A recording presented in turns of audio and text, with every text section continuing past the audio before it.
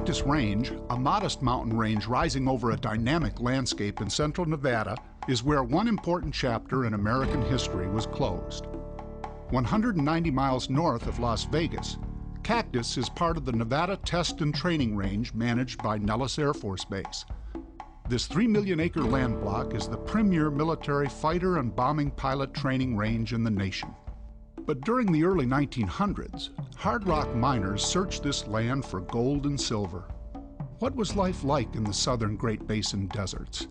Native Americans understood how to obtain scarce water and food, but the miners were from a different culture with contrasting skills.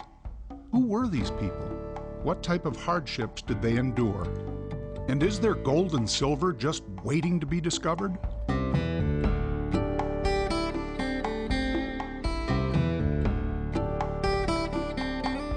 Many of them thought maybe tomorrow we'll hit the big one, we'll hit that vein and be on Easy Street.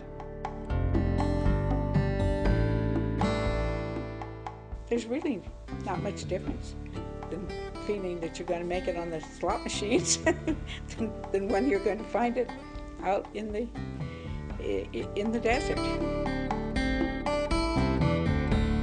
It's strange because a lot of other camps, the people that own the property will bring a company in, they'll trade the mine off, they'll go somewhere else, and the company will work.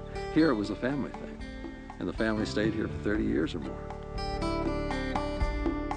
He really felt very definitely that he had good ore and he would have a bonanza there.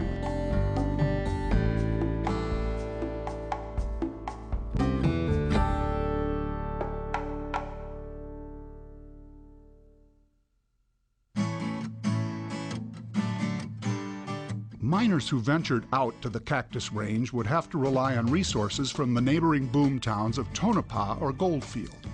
In the early 20th century, these towns experienced rapid growth by mining huge amounts of gold and silver. By 1907, Goldfield had a population of more than 30,000 people, and in its lifetime, the town generated nearly $84 million in revenue. Inspired by the wealth and promise of these towns, Cactus Range prospectors were convinced another bonanza was nearby. I think people initially went out to the Cactus Range just because of the gold fever everyone had, and it was another likely spot for a discovery, and it was being advertised by promotion firms as the next new mining camp in central Nevada. They were looking for burned red outcrops, siliceous outcrops, similar to what they found in Goldfield, because that was their model.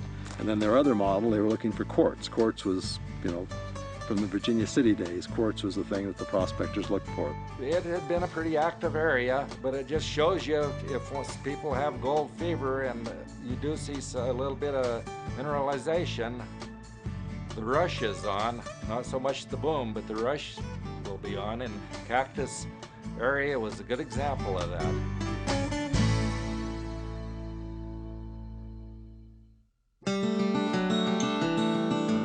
The United States Air Force is committed to scientific research and protection of its resources.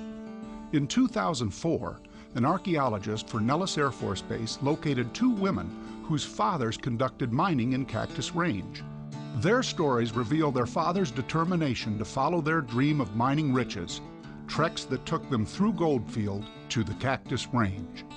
We came first to Gold Point, and then we came into Goldfield, and then that's when my dad got interested in doing some mining. James Curtis Thompson moved his family from Los Angeles to Goldfield in 1924. The reason they moved to Goldfield was because of work.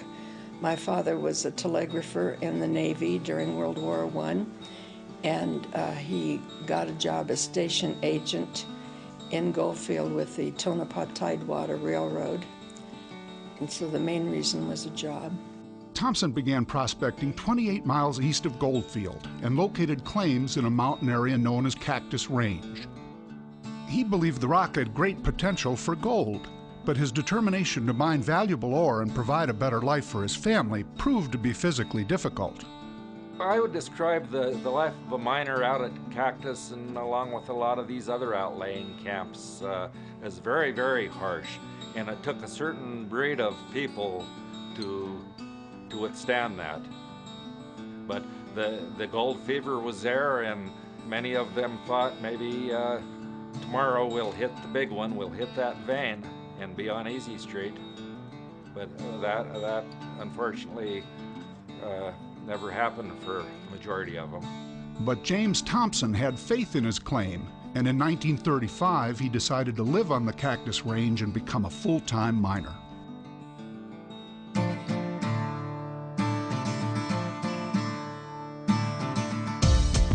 This is the Thompson mine. The adit goes in, back into the hillside to cut under the iron-stained ledge that you see up on the hill above us. It probably attracted the attention of the locator because of that iron-stained nature. It looks very similar to the Goldfield ledges. In order to extract the ore, Thompson would have to engage in the arduous and expensive practice of hard rock mining. Placer mining, used in the streams of the California gold rush, required only two things: a washing device to separate gold from gravel, and water to accomplish the washing. Hard rock mining required breaking rock to extract ore. The ore then had to be crushed and ground, then treated in a mill to separate the valued mineral. As the working moved further underground, more equipment was required: steel rails, ore cars, hoisting machinery, pumps, air-driven drills, compressors, and timber. By the time Thompson settled into the Cactus area, the tools and machinery were readily available, but at a cost he could not afford. So he had to mine the old-fashioned way. Their mining methods were hand methods. They weren't a lot more advanced than 100 years before that. They used hand steel. Actually, the drilling was by hand. They'd have a set of steels of various lengths, and the miner would sit there and hammer that with his hands. He had no mechanized equipment. He used the good old drill and hammer. He had drills of different sizes. They were great big long iron drills, and he had sledgehammers, and he would put the drill up against the rock wall and just hammer away and then keep turning, and then he would put water, put a little water in the hole as it got going, keep turning it and hitting it. It was very hard work. I don't know how he did it all day long. Many of the shafts at these outlaying camps just hand-dug holes in an old hand-operated windlass to lower the bucket up and down to get the waste and possibly ore out if they found any. Compared here to Goldfield, you had the convenience of the high-tension power lines coming in, which thus electric hoists, the top-notch latest equipment, and the big companies here in Goldfield could afford that. The conditions out here were very grim. That's why this area had not been developed. There's no reason to come out here. Once they got out here, they found that they were very isolated. The isolation of Cactus Range made it difficult to raise children.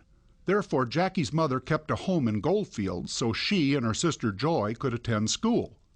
On vacations, they would venture out to Cactus to spend time with their father. I liked going out there because it was different, and to see my father, because he was so engrossed in the mine and there so much, we didn't see very much of him. But what would happen if disaster were to strike?